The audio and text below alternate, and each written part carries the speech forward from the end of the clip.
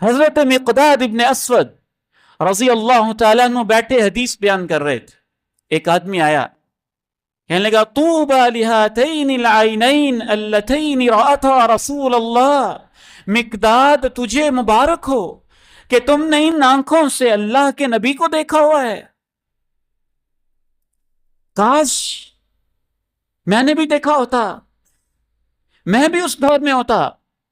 حضرت مقداد غصے میں لال پیلے ہو گئے, ساتھی پریشان ہو گئے, اس نے ایسی بات تو کوئی نہیں کی, یہ اتنا ناراض کیوں ہو گئے, اتنے غصے میں کیوں آ گئے.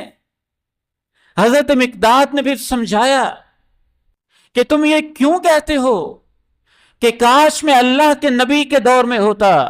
تمہیں اندازہ ہے وہ دور ہمارے لیے کیسا تھا؟ تم اس دور میں آزمائشوں پہ پورے اتر آتے. تمہیں بلال کی طرح پتھر کے اوپر گھسیٹا جاتا اور تمہارے گلے کے اندر رسا باندھا جاتا, پھر تمہیں مکہ کے نکیلوں پتھروں کے اوپر, گلیوں کے اوپر گھسیٹ گھسیٹ کے باتیں سنائی جاتی, پھر تمہارے جسموں سے خون کے فوارے پھوٹتے. کیا گارنٹی ہے کہ تم بلال کی طرح عہد عہد کہتے رہتے؟ حضرت مقداد نے کہا تم نہیں جانتے ہم کن آزمائشوں سے گزرے. ہم کلمہ پڑھتے تھے, ماں بھی مخالف ہوتی تھی, ہم کلمہ پڑھتے تھے, باپ بھی دشمن ہوتا تھا, ہم کلمہ پڑھتے تھے, برات بھی دشمن ہوتی تھی, ہم کلمہ پڑھتے تھے, ہمیں بند بوریوں کے اندر بند کیا جاتا تھا, ہم کلمہ پڑھتے تھے, ہمارے اوپر مصیبتوں کے پہاڑ ٹوٹ جاتے تھے. اگر اللہ نے تمہیں ان آزمائشوں سے بچایا ہے تو تم ان آزمائشوں کی خواہش کیوں کرتے ہو؟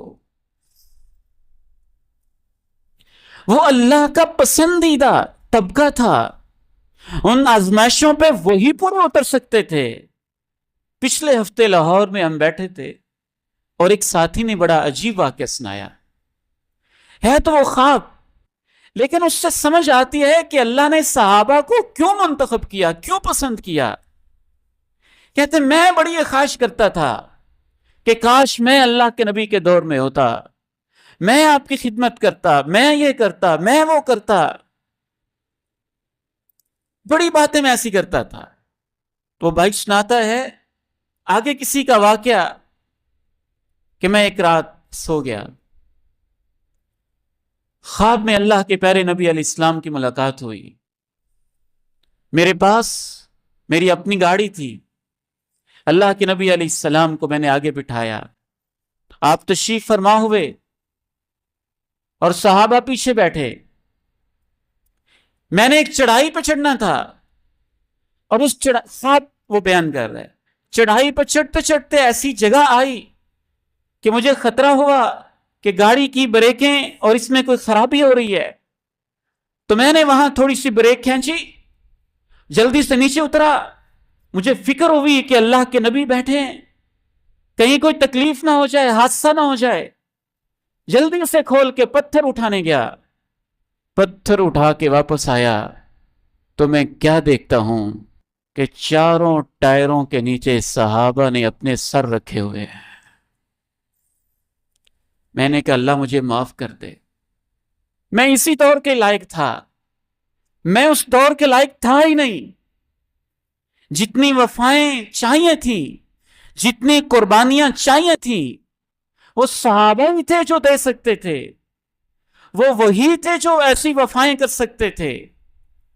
کائنات میں اس کے بعد وہ انسان جنم نہیں دیے جو اس طرح کی قربانیاں دے سکیں. اسی لیے تو جناب عبداللہ ابن مسعود رضی اللہ تعالی عنہ نے کیا خوبصورت بات کہی, ان اللہ تعالی نظر الی قلوب العباد, اللہ نے بندوں کے دلوں کو دیکھا کہ سب سے پیارا دل کس کا ہے. پوری انسانی تاریخ میں سب سے پیارا دل آمنہ کے لال کا, مکہ کے در یتیم کا, دونوں جہانوں کے سردار کا, امام کونین کا تھا, نبی الہجرتین کا تھا, اور رسول اکرم صلی اللہ علیہ وسلم کا تھا. تو اللہ نے اس دل کو دیکھ کے نبوت اور ختم نبوت کا تاج ان کو پہنایا. اس کے بعد اللہ نے دیکھا تو انسانوں میں جو پاکیزہ دل والے تھے ان کو اللہ نے اپنے نبی بنایا۔